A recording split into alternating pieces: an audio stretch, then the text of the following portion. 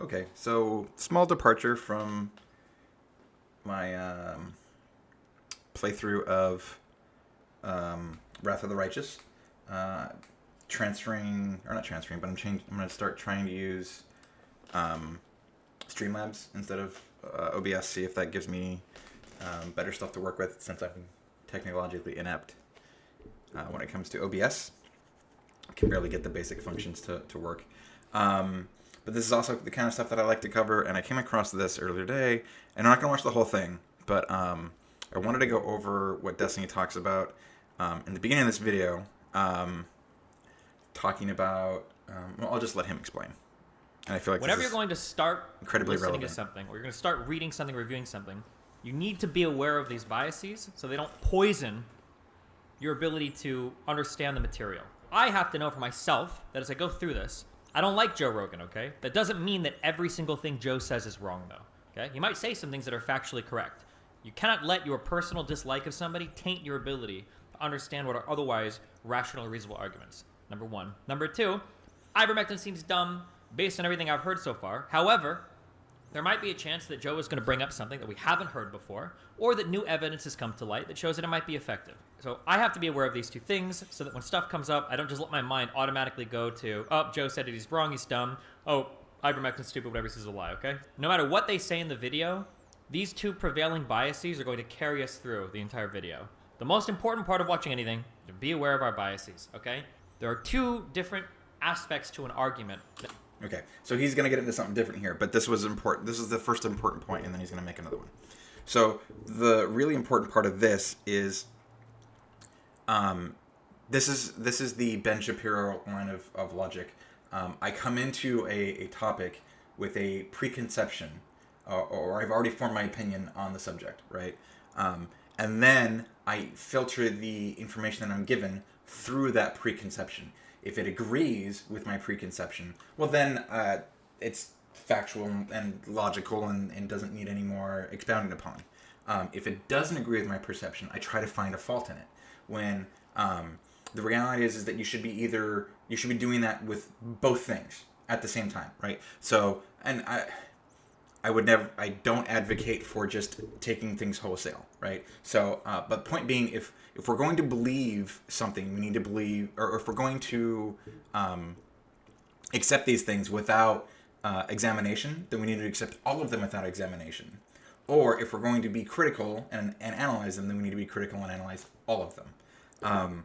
And despite the fact that I don't agree with all of Destiny's takes, I would probably even say most of Destiny's takes, the one thing that I admire about him is his ability to examine argumentation and break it down. And this is why he excels at debates, is because not because he's intellectually superior to any of these people, but it is his ability to analyze the arguments being presented, break down their pieces, and then analyze those pieces in real time.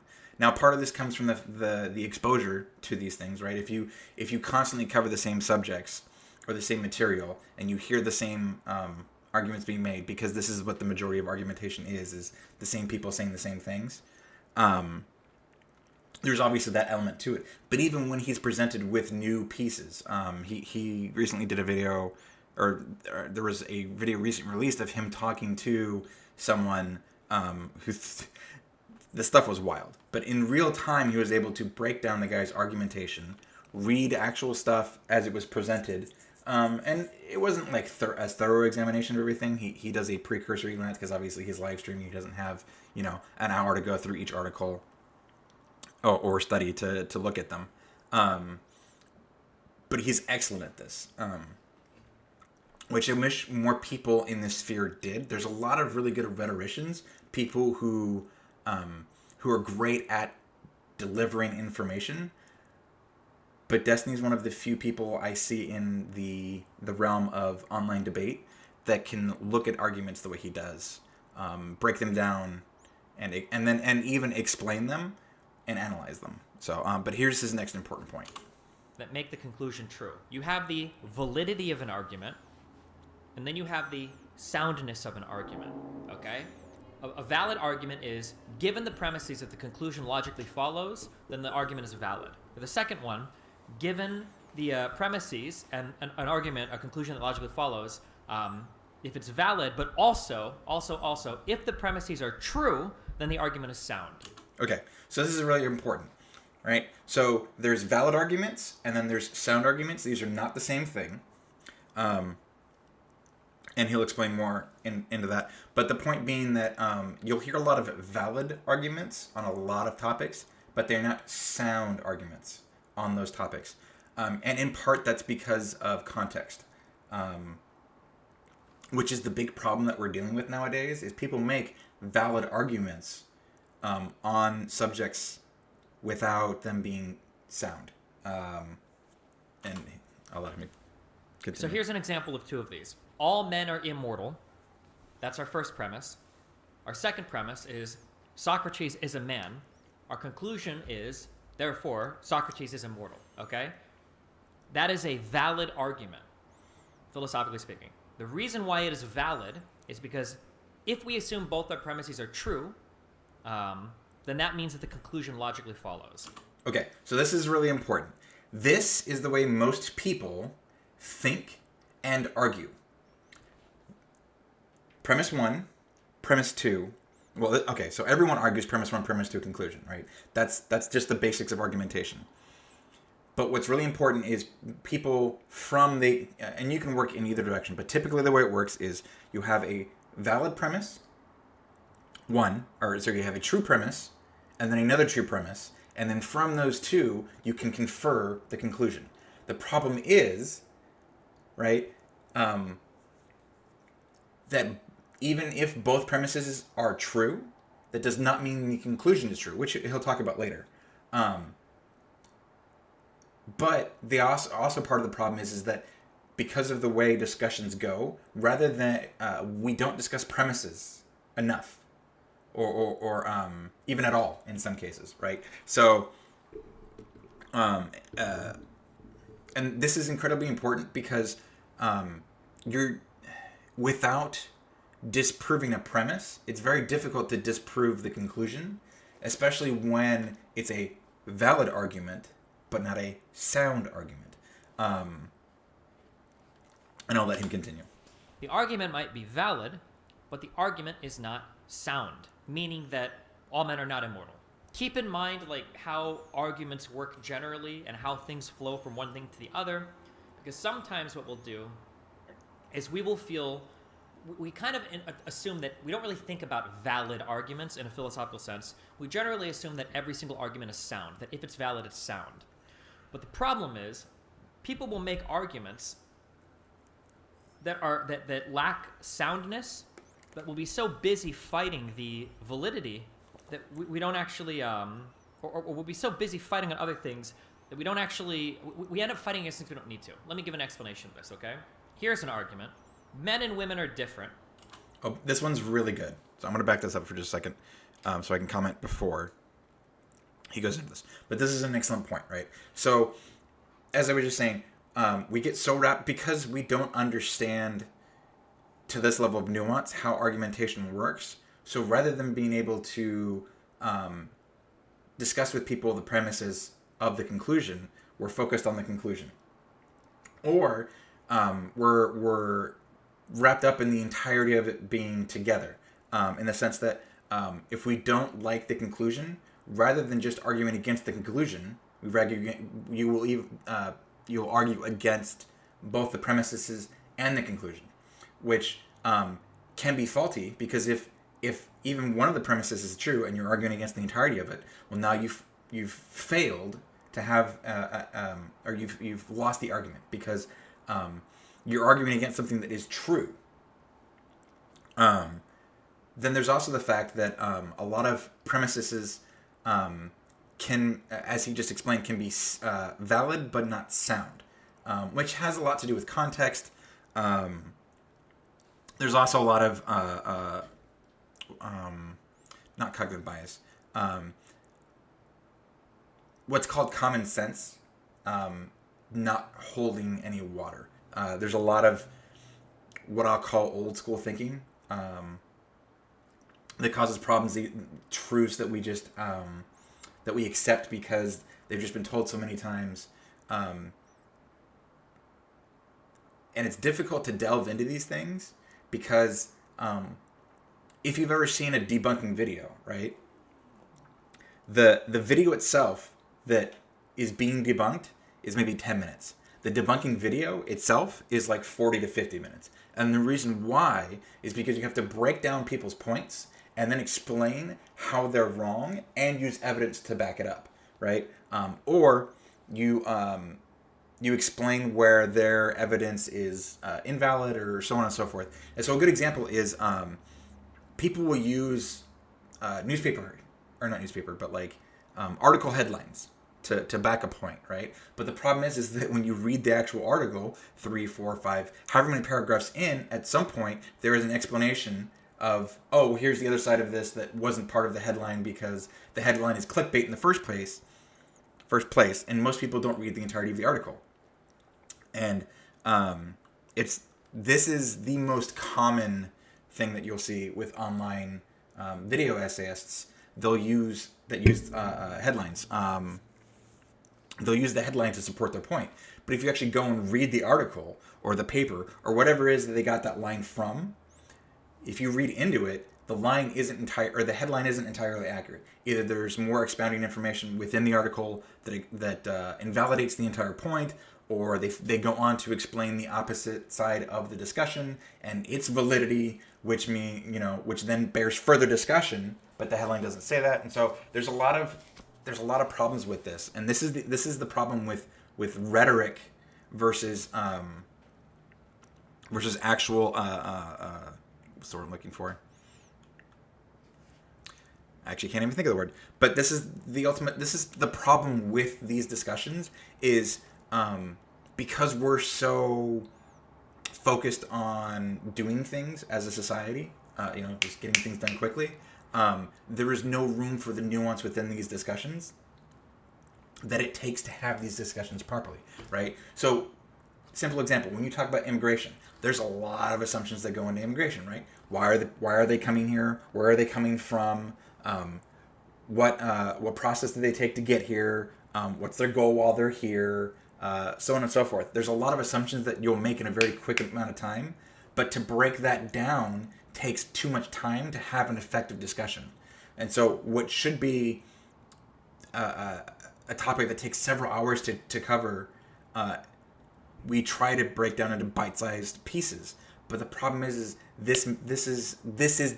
end result is that you end up with these polarized camps that have their talking points, because it's not about an actual discussion on the topic. It's just about getting off these quick fire talking points to make your side look good and the other side bad. And so rather than having a discussion, it's I can't even think of another way to describe it other than it being a clickbait. It's bullshit is what it is. It's all surface level garbage that doesn't get us anywhere, because it's not about having an actual discussion to get to the truth of the topic. It's about winning the debate or about being right. When the truth is that if people are genuinely interested in being right, will take the time to have the lengthy conversation, to do the research, to find the truth. Which is the problem I have with a lot of these guys that do this stuff. Well, I shouldn't even say guys. A lot of the people that do stuff. It's one of the things that I appreciate about video essayists that I will never, one, just because I don't have the time, but a video essay that goes into the nuanced discussion of a topic, that will take points and break them down into the details, discuss the research, discuss the history. Those are important. That's how you understand a subject, right? Whereas, and Ben Shapiro is just the easiest one because he jumps to mind quickly. A good example is he had a video earlier where he talked about, he literally said Joe Biden is a failed president. Joe Biden, he failed in Afghanistan, he failed in the economy. Okay, those are great lines. Those are definitely going to get you attention. But what's the metric? How is he a failed president? What is it that he did that makes him a failure as president? How did he fail in Afghanistan? What did he do in Afghanistan that makes him a failure? How did he fail the economy? What is it that he did or didn't do with the economy that makes him and it a failure, right? But they never go into that nuance. One, because it requires that they back it with actual information, and it's easy to just rattle off these lines, and people that already subscribe to you and already believe in in the same things that you believe in, they're just going to believe it, right? Because if you're in a position and this is just how humans work, if you're in a position of authority, we grant you the veracity of your statements by virtue of you just being in that position. And this is where critical thinking skills are so important, right? When someone presents you with information, you have to be able to examine the information being presented and question how they reach that conclusion. Is that a valid conclusion, or is it a sound conclusion? Sorry, other way around. Is it a sound conclusion or just a valid conclusion? And so on and so forth. But back to Destiny. We end up fighting against things we don't need to. Let me give an explanation of this, okay? Here's an argument. Men and women are different. And then 2 might be different people should work different jobs. And then the conclusion might be, therefore... Before he reaches the conclusion. Okay, so both of these premises are true. They are not just valid, they are sound, right? People are different. Different people should work different jobs, right? If I'm not fit for construction work. I've hurt my back too much, or I shouldn't even say construction work. I am not well suited for a physical labor job. I've thrown my back 4 times. I have terrible posture.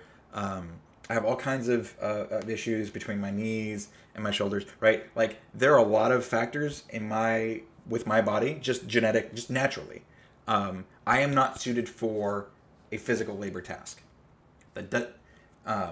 Therefore, I probably shouldn't do that task.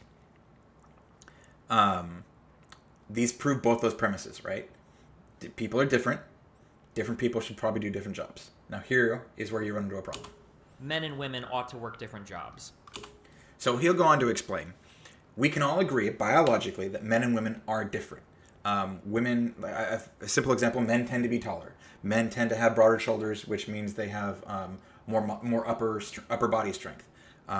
Women tend to be colder. So on and so forth, right? There are physiological differences between men and women, generally speaking, right? And we can also agree with the second premise, that people should do jobs that they are, what's the word I'm looking for? Not stilted, but like suited for. That's what I'm looking for. People should do jobs that they are suited for, right? Someone who's really good at math probably should be doing something math related, right? Now that's not a physiological difference, but that still leans into the premise. Different people who are suited to different tasks should be doing different jobs. But the conclusion is valid but not sound, because both the premises are true, but there's missing context in the conclusion that are not supported by the premises, right? So while men and women may be physically different, and we can agree that people who are different should be doing different jobs, conclusion should be men and women should be doing different jobs from each other, right? But we know, and I don't even want to say necessarily instinctually, but logically speaking, that doesn't sound right from a certain perspective, because not all men and not all women are the same, right? We can talk about generalizations, but but generalizations are just that, generalizations, and it doesn't mean it applies to everyone, right? So there can very easily be a woman who is, 6'6", broad shoulders, and has the physiology where she would be well suited for a physical labor job, right? We should not preclude her from doing that job simply because she's a woman. And this is where those arguments break down, right? Because the exception does not disprove the rule, kind of thing. On top of the fact that there's nuance within certain frameworks that don't get discussed. When we hear arguments like this, we're tempted to fight on every single claim. So we would assume that we want to fight every single premise. And what happens is you'll get caught into arguing whether or not men and women are the same. But we don't need to argue that. We can actually grant that. We can say men and women are different. We can grant premise 1. And we might even grant premise 2. Where we say different people do work different jobs. That's fine. However, we can grant both of those premises But that doesn't mean that the conclusion logically follows, right? Just because men and women as a class are different, just because different people work different jobs, doesn't mean that men and women as a whole class are all sufficiently different from one another and close enough and uniqueness to one another that that men as a class and women as a class ought to work different jobs, right? Hopefully that made sense. Okay, so this is just a real simple breakdown of argumentation. So when having these discussions, it's important to understand where people are reaching their conclusions from, because it's not just enough to understand the argument being made. You have to be able to accurately understand their perspective on it. You need to know what their premises are to have reached that conclusion, because you can have a valid argument, but it not be a sound argument, and that not only depends just on the argument itself, but it also depends on the premises, right? Because so that that Socrates, whoever he referenced, Aristotle or Socrates, I forget. But either way, that the first one he referenced were all men are immortal. Socrates. All men are immortal. Socrates is a man, therefore Socrates is immortal, right? The argumentation follows correctly if those premises are true, right? But by disproving the first premises that all men are immortal, the entire thing breaks down, right? But you can also have a scenario in which both the premises are true, right? Men and women are physically different. Different people should probably do different jobs. Therefore, men and women should do different jobs, right? So you have two sound premises. That does not mean that the conclusion that follows is sound itself. And this is one of the keys that I found in having these discussions, is understanding where people have come from to reach the conclusion that they have, and then using that to determine which direction you should use as an approach to convincing them of the invalidity of their argument, or I should say the unsoundness, because it can still be valid. But either way, the point is that these things need to be discussed more in depth, because we are over and over and over and over again examining the surface level contents of these things and not having discussions about the subject matter, just about our opinions on it. And that doesn't achieve anything. Which is why I believe, personally, why we are in this quagmire that we have found ourselves in, politically speaking. And there are a number of other things that go into it, right? But the point is that this stuff cannot be done in sound bites. You can't have, a 10-minute video that explains immigration policy. You can't do it. Immigration policy is way too complicated. There are way too many different types of scenarios in which someone is trying to immigrate from where they're from to come here, to discuss that within 10 minutes. And you can discuss a scenario, sure, or I should say a type of scenario, but the problem is that does not inform policy, because policy needs to take into account all of the possible scenarios which the policy can apply to.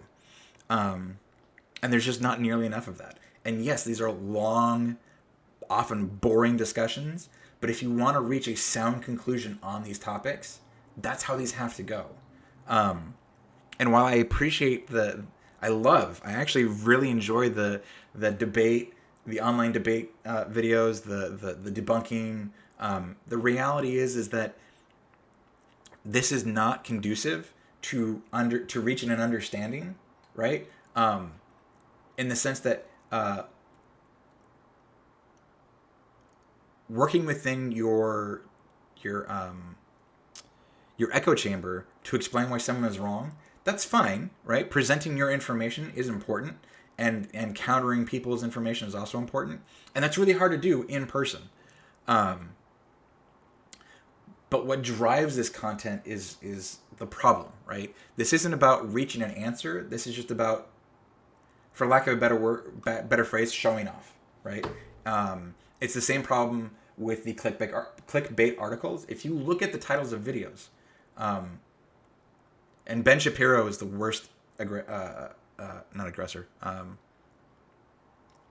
Ben Shapiro is the worst with this, right? Ben Shapiro and maybe it's not Ben himself, maybe it's just his editor, but Ben Shapiro destroys college students on transgender issues. Well, that's not That's not a discussion, right? If you destroy the college student on transgender issues, are you really explaining to them in a way that enlightens them as an individual and comes to an answer that we can all, the majority of us can agree on a topic, or is that just you demonstrating that you are intellectually superior to the college student, right?